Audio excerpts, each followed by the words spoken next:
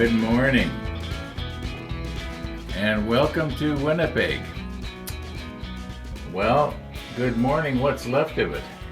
But I've been busy. I've been busy for about 5 hours, just sort of seemingly getting nowhere, but, well, that's not true. I did finally get the back room to the place where I could almost start working on a second model back there if I wanted to. We'll call that table that I put up the Yamato table. Why not? I've been talking about the Yamato since before Trumpeter even announced it. Okay, so I think the thing to do is I do not have a rollback. Okay, I didn't do any videoing while I was putting together the second table or anything like that. I know I covered the build of this one 4.5 years ago, but yeah, I just figured leave the camera by the computer and just get at it and get it done, which I did. And it went pretty good. I think the thing to do is to take the camera in the back room there and hopefully, I don't think I need the fisheye.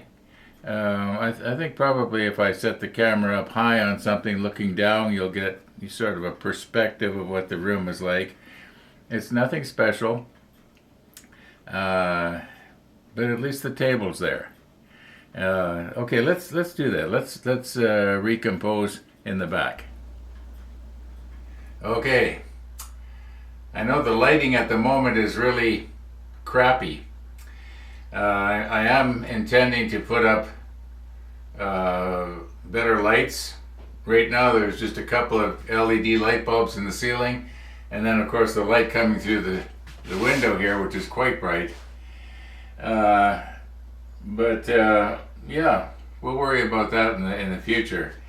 But this is what we got, and I think I showed you this a few episodes ago. I put a piece of plywood on the floor so that I can roll my chair around. At least I think I did. I can get to the lathe here, or work on whatever we got going on here.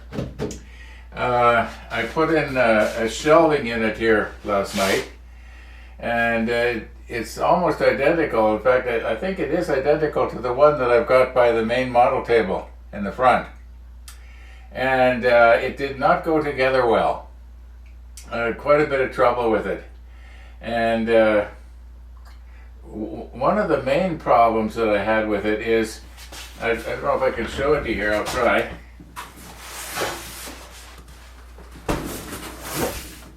Okay, do you notice right here there's a bit of a gap here? Well, this leg was that much shorter than all the others.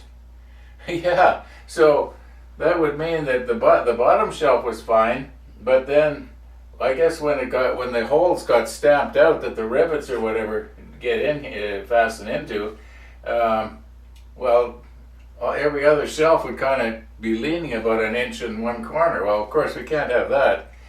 And I thought, well, what do I do now? Do I return it? And I thought, well, I can't really return it. And the reason being is because I had cut up the box that it came in so it would fit in my recycle bin outside, which is where it was. So returning wasn't really an option. And I'm thinking, well, come on, Ron, you pride yourself at being able to retrofit and fix stuff like that, So I took the leg downstairs in the workshop, and I've got some of you may have seen it when I was doing the big chair in the metal room. I've got a powered hacksaw. Well, that hacksaw, it went through this thin metal like it wasn't even there. So yeah, I cut it in half, and then I put a spacer in it, which you will see because I snapped some photos.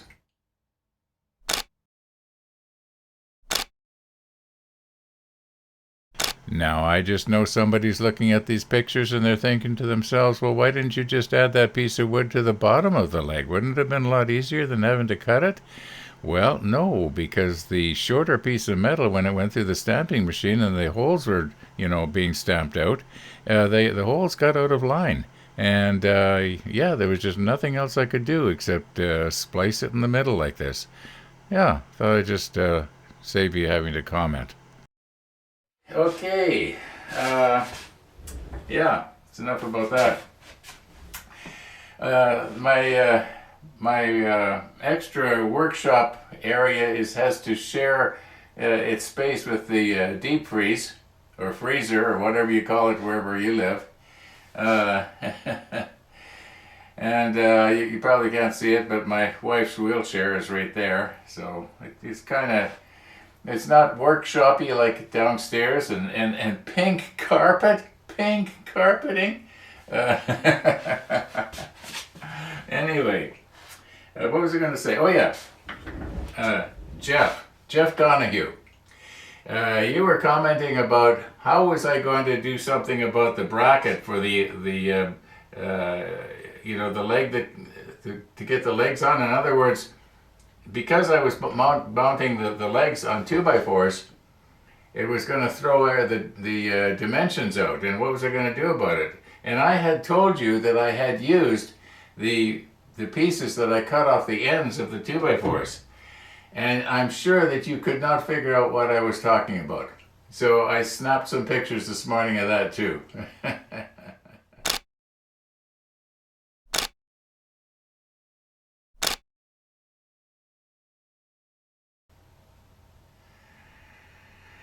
Okay, I think I've pretty much covered everything here. I still want to, so let me move a little bit here. Can you see my air cleaner there? I still want to rig up a system here, sort of a scoop affair that will have sort of like the mouthpiece right here where I'm working. I've got some elbows here, and I should be able to duck this thing around and get it just exactly the way I want it. But the thing that I got to do is make the scoop just exactly right. I'm starting to run out of scrap wood downstairs, and I don't want to have to make something twice because eventually the scrap wood's going to be gone, at least the kind that I can use. So anyway, I think we've wasted enough time down in here. There's nothing else we can do. Let's go back to the other model table and maybe we can drop down some of those little parts that we painted yesterday. Okay, moving from left to right. First thing we come to is the spotlight. Now, it's not really the first thing I guess the very first thing would be these, but let's take this first anyway. And it wants us to drop one down on each side, right on the corner, which is right here. And I think what I'm going to do here is I'm going to do a bit of a dry run and just see how well it seems to want to fit. Well, I'll move you in just a little bit here. Okay, now these are the tweezers that I keep dropping stuff with. And the reason being is they take quite a bit of pressure to squeeze them together, and I really can't feel what it is that I'm squeezing here. But anyway, you can see there's a little hole right there. I should really make myself up another pair that has softer rubber on each side. Okay, now it seems to me that which side has the photo etch piece? Yeah.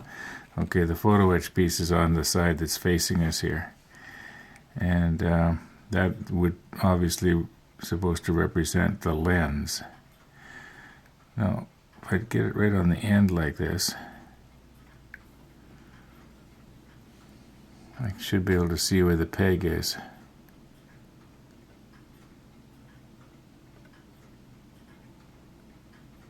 Okay, it seems to fit pretty good.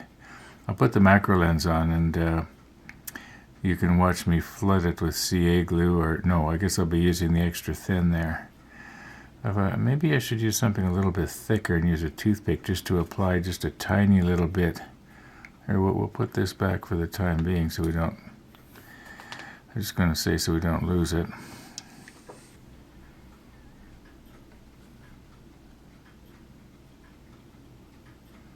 Okay, very gently now. Oh, I'll just put it right down here. It'll be okay.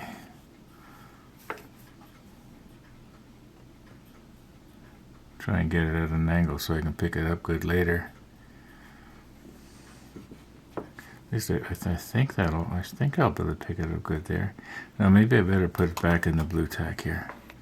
Okay, I'm just going to recompose here. We'll get it, don't worry. Okay, I'm going to use one of Gabe's swabs here that's had the swabby thing pulled off of it. And just want to see if I can get some on that hole there. This isn't really working too good, is it?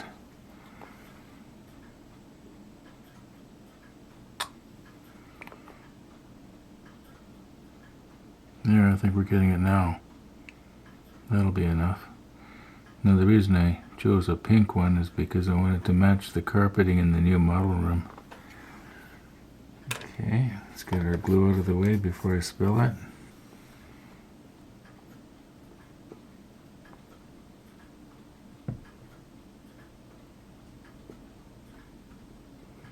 Okay, now there's no reason why it can't just be aimed the way it is right now.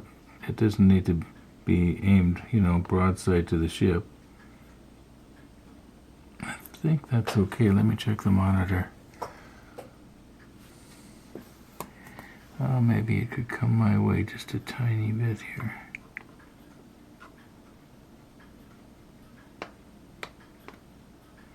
It doesn't really want to.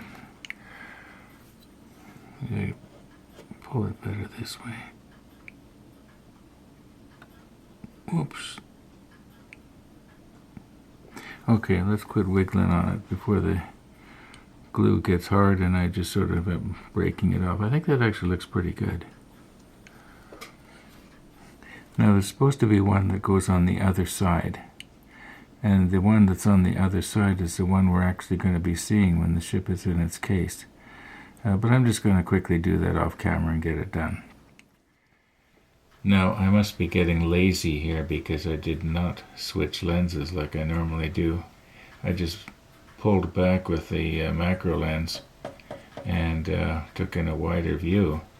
But now it wants us to put, I think it's an M26 here, which is another spotlight.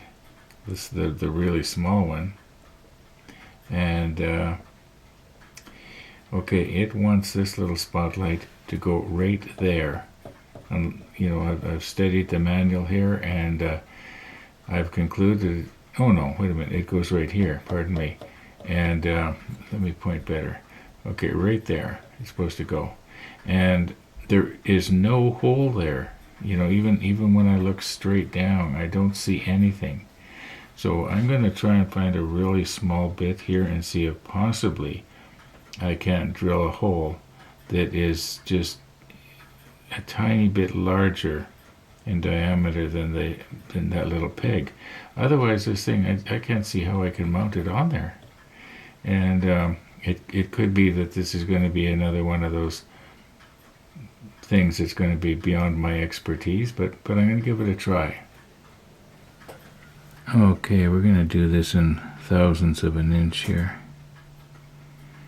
And as luck would have it, see, I'm going to, whoops, let's use my finger to steady it here if I can.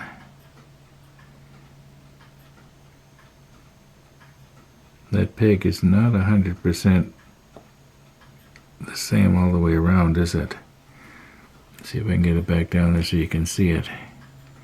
It's a little bit, it's actually a little bit bigger in the other direction than what I'm holding it.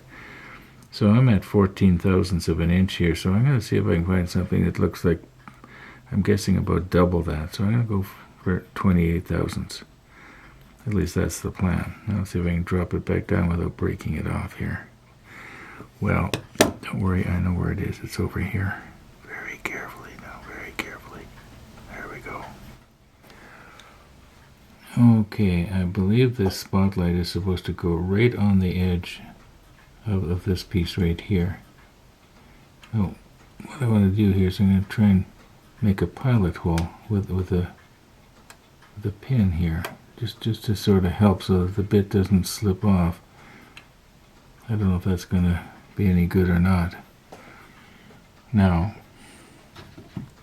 I've got a 24 thousandths of an inch bit mounted in here.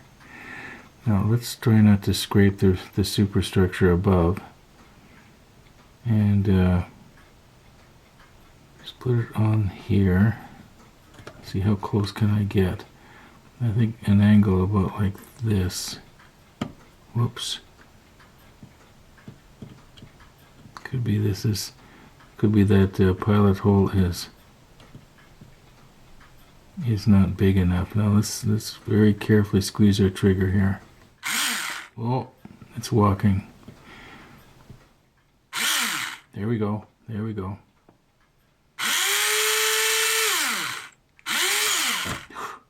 I went further than I wanted to. It was that last little that last little squeeze. Okay, now this should work. This should work. And Tony, Mississauga Tony, I am forever indebted to you for sending me the samples of these bits. You know, I knew these sort of things existed, but I thought that they were really expensive. I didn't know that you could buy them so cheap on Amazon. So thanks for the heads up on these.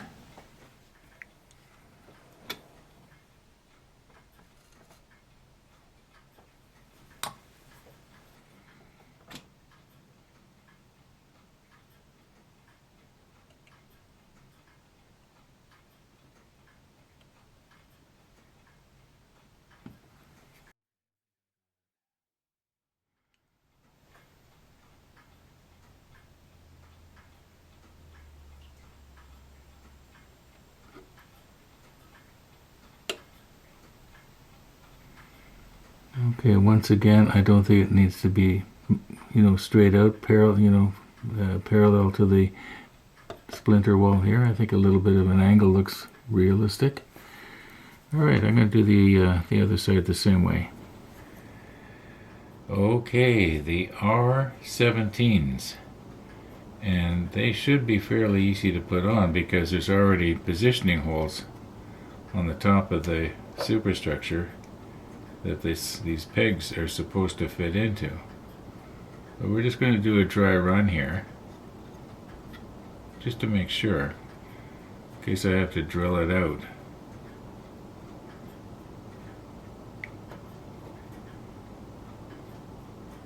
Oh, there we go.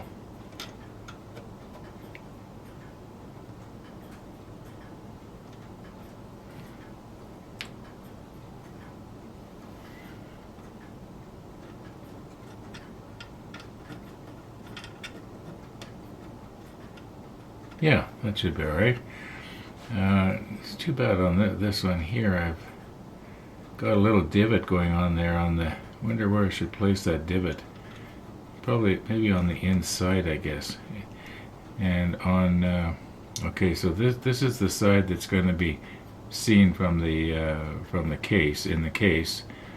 In other words, we'll be looking in this way here. So maybe what I'll do is I'll put it, in other words, just about the way I've got it.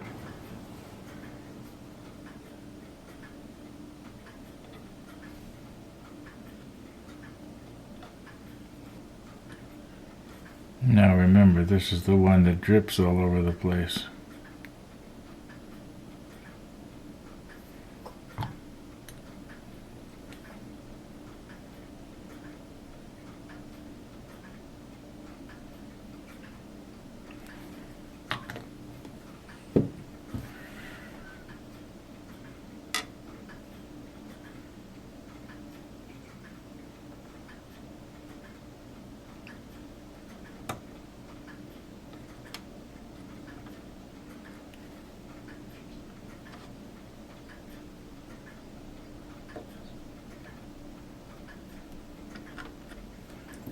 Do I have it there?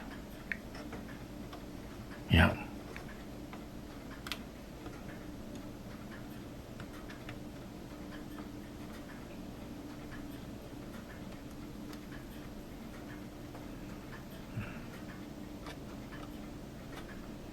Okay, I've got the divot on the inside. Okay, I think they're called the J2s.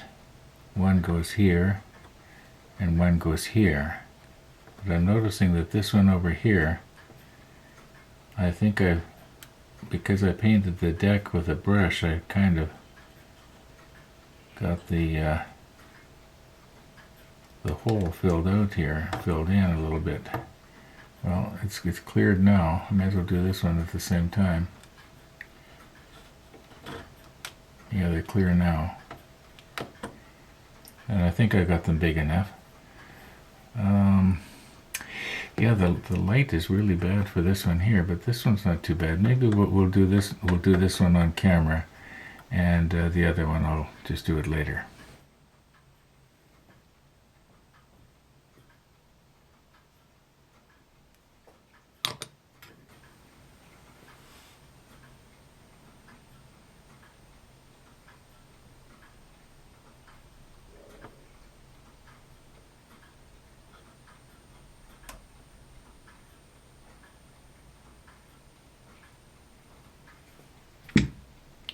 Okay, that went well. Now if I can do the other one the same way. Okay, we are moving back. We are at the flag lockers, or whatever you call them. These are the little guys that I was thinking maybe I should have painted them the lighter gray so that they'd match the, the gun tubs and so on. But I don't know, it doesn't look too bad, I guess. I just want to check and make sure they're going to fit. Now, a few minutes ago, actually it was right when I was doing the other one of these little guys. I got them on both sides now. And my smartphone makes a little noise to let me know that something's happening. So I thought, I may as well check and see what it is. And it turns out it was Peter, Oscale Modeling in Australia, is having his live stream just started. So I stopped what I was doing here and went back and said something like greetings from Winnipeg, and he asked me if it was still cold, and I typed in something like yes it is, but I guess I forgot to click enter or whatever because it didn't go through. But yes, Peter, it is still cold in Winnipeg. Alright, these seem to be fitting okay. Let me put on my other glasses here. We'll do this one on camera because it's closest to me.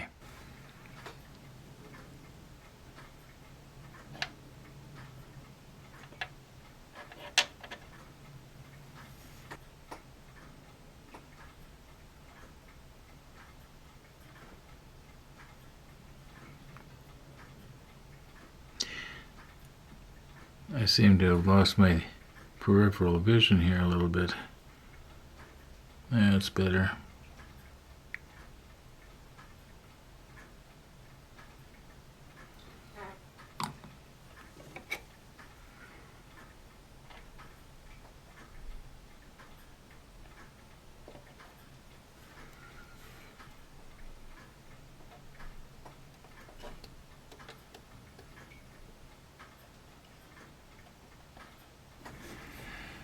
Now I just did the other one on the other side, and I thought I'll do this one differently, so I put the glue on the bottom of the box first. And as you can see, I obviously put on too much and it kind of oozed out, but I'm hoping nobody's going to see that, although that is the side that is going to be against the glass of the case. So, well, it had been my hope that I'd get all these little pieces on today. Once again, life is what happens while you're making other plans, right? Okay, and Peter of Oscale Modeling, I had to sign out of your live stream, mainly because not because I wanted to, but because if I stayed on, my episode would not air. I've got to do a lot of editing, got to do the final edit, and when you have your live stream is about the exact same time that I'm trying to wind everything up. So Yeah, but I sure do.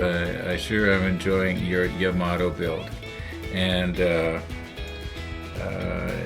I know there's an awful lot of little piddly photo etch and so on, but I think I can probably poke away at it and have a good time, even though I won't be able to do all of it if I get it. But that's the plan. But as I've said 1,000 times, life is what happens to you while you're making other plans, right? Anyway, my plan right now is to wind today's episode up. And thanks for watching, everybody. And all being well, we'll be seeing you tomorrow.